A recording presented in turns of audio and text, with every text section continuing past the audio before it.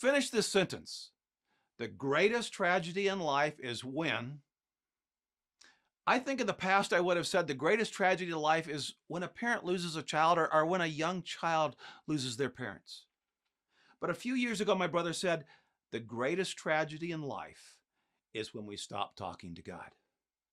Now, what he meant is for the Christian, the greatest tragedy in life is when we stop talking to God. I had never heard anyone say that before, but the more I thought about it, the more it made sense. This is Brad Bright. Welcome to the God is the Issue podcast, where I show how God is the issue in every issue. If you're a Christian, what would you say was the greatest moment in your life? Getting married, having your first child, or becoming a child of God?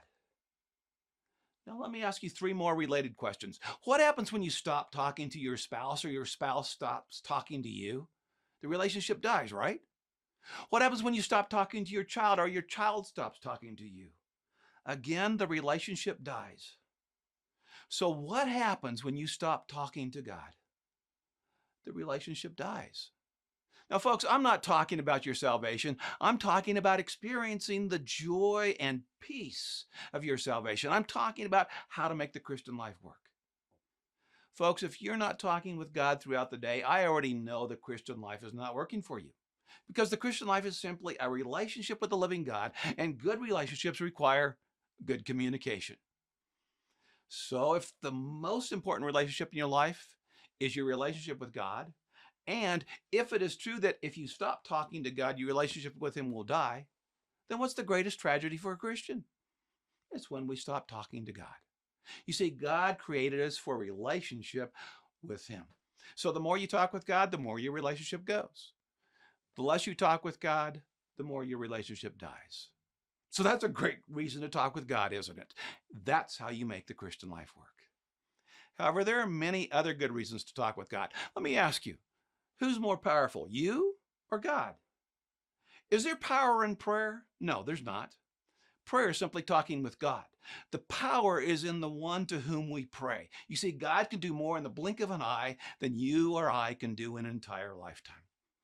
My mom and dad launched Campus Crusade for Christ on the UCLA campus in 1951. That spring, they tried to launch it twice, and twice they failed miserably. No one responded to the gospel. After a lot of soul searching, it dawned on them that they had been working hard, but not praying just as hard. So they organized a 24-hour prayer chain. They got everyone praying. And that fall, my dad went and spoke in one of the leading sororities on campus. The women responded overwhelmingly. The next night, the same thing happened. That fall, Campus Crusade for Christ exploded onto the campus scene. Folks, that's why we should pray. That's just another reason that the greatest tragedy in life is when we stop talking to God. Not just because the relationship dies, but because we can accomplish very little of real value on our own. See, God's a lot more powerful than we are.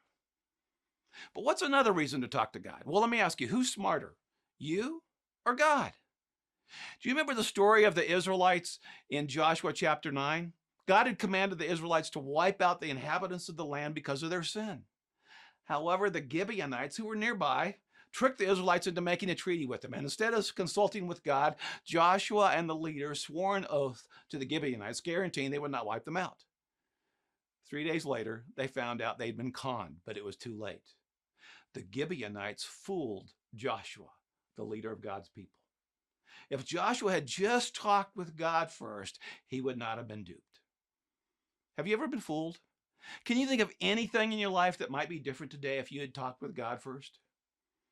Well, my wife's little sister, Paula, hit her teen years. She went wild. She would sneak out. She would lie like a pro.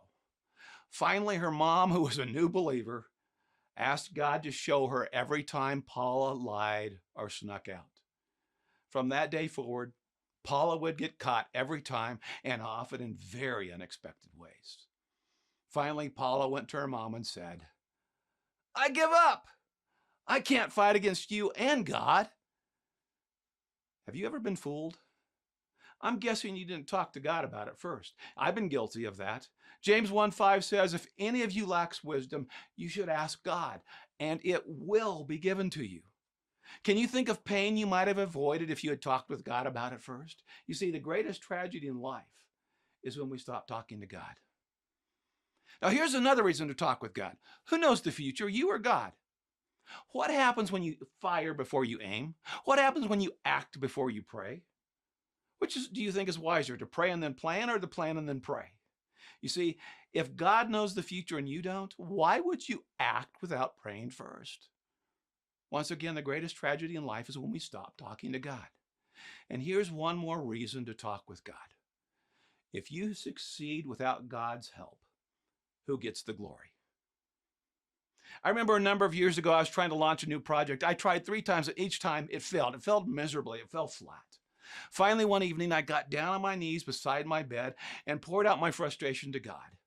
And then I started listening. And here's what God said.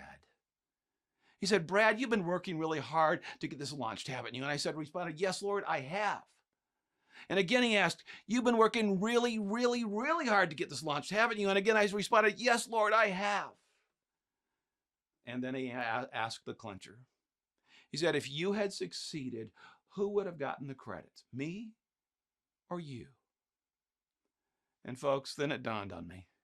I'd been working hard, but I hadn't been praying hard. I would have gotten the credit. You see, God loves me, but he does not share his glory with me.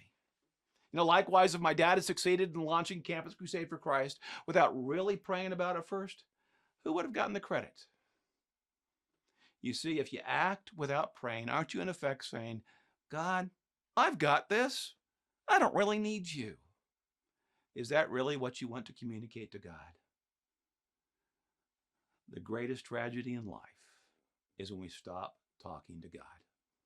But here is what I know, and I know it's often true. Most people don't pray because either they don't have confidence that God will answer, or they feel like they don't know how to pray.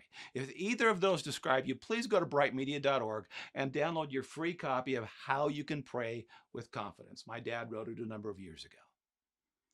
But now let's move on from the personal application of why we should pray to the cultural application. If the greatest tragedy in the life of a Christian is when we stop praying, don't you think the same would be true for our nation? You know, you can only blame the secular progressives for America's problems if you think they are more powerful than God. Otherwise, the buck stops with us. Let me ask you, when was the last time you asked God to bring spiritual awakening to America? If we're serious, shouldn't we be asking him every day? Over 40 years ago, my dad wrote a booklet called Your 5 Duties as a Christian Citizen. We updated it a few years ago and renamed it Your 7 Duties as a Christian Citizen. It's a very practical guide to cultural and political engagement for a Christian living in America. It talks about getting informed, voting, helping to elect godly people. But do you know what the first duty is? To pray. Pray that God will bring spiritual awakening to America. What's the core problem in America today? Is it the economy, inflationary spending, foreign policy, climate change, immigration, immorality, abortion, homosexuality, transgenders, broken families, AWOL dads, racism? No. The core problem is our view of God. We can trace all our societal problems to our view of God as a nation. I challenge you to start asking this one question. If we had a biblical view of God, how would it affect how we view inflationary spending, racism, illegal immigration, abortion, and fatherhood? And the list goes on. If our view of God is our core problem, then spiritual awakening is the only solution. Can you bring spiritual awakening to America? I can't, but God can. So if you're trying to fix America without talking to God about America, how successful do you think you will be? You can't even fix yourself, so how on earth do you think you can fix America without asking God to act? Folks, before you ever vote or volunteer or contact your senator or write a check, your first duty is to pray. Ask God for wisdom. Ask God to act. In the 1980s, I worked for U.S. Senator Bill Armstrong of Colorado, and in private, here's what he said. As a U.S. Senator, I can't turn America around. I can't even stop the slide. The best I can do is slow it down. Think about that. A God-fearing United States Senator said that. Do you want to win or lose the culture war? I assure you, if you're not praying, you're losing. You're not smart enough to fix America. You're not powerful enough to fix America, and neither am I. And despite popular opinion, folks, Not even Donald Trump is powerful enough to fix America. The only solution is for God to intervene, so we need to ask. And not ask just once, but ask every day for our country, our economy, our culture, our leaders, our churches, for our families, for our neighbors, and for ourselves. By the way, on May 22nd, we will be celebrating the National Day of Prayer. I encourage you to participate. Go to the National Day of Prayer website to find out how you can join in prayer with other Christians who are concerned about the future of America.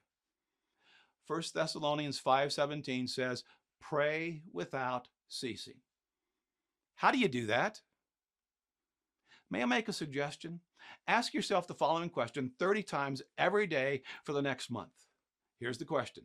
Have I prayed about this yet? Make a sign that says, have I prayed about this yet? Put it on your desk, on your kitchen counter, tape it to your bathroom mirror or to your dashboard. You see, the greatest tragedy in life is when we stop talking with God. So as Mark Wahlberg says, stay prayed up. See, God is the issue in every issue, especially prayer, because prayer is nothing more than talking with God himself. This is Brad Bright. Thanks for joining me today. If you found this podcast helpful, please like, subscribe, or share. God bless, and stay prayed up.